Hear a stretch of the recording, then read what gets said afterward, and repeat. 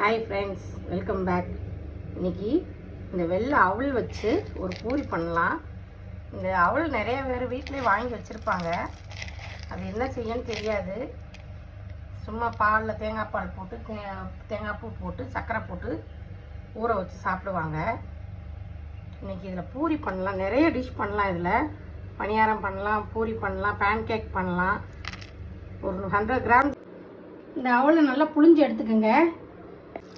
அது நல்லா ஸ்மாஷ் பண்ணி, இதிலே கொஞ்சம் தண்ணி இருக்கும், அதனால் நீங்கள் தண்ணி ஊற்ற வேண்டாம். இதில் கோதுமை மாவு போட்டுக்கலாம்.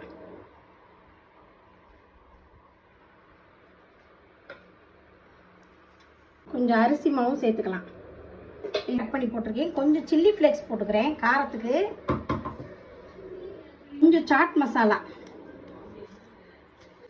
மசாலாவோட கொஞ்சம் கருப்பு எள்ளு. இது எல்லாத்தையும் மாவு பதத்துக்கு பிணைஞ்சுக்கோங்க. கொஞ்சம் ஆயில் போட்டுக்கோங்க. மாவு பிணைஞ்சு ஆயில் போட்டு வச்சு இது மாதிரி ஒரு கவர் மேலே வச்சு பரத்திக்கோங்க, இல்லைன்னா பரத்த வராது.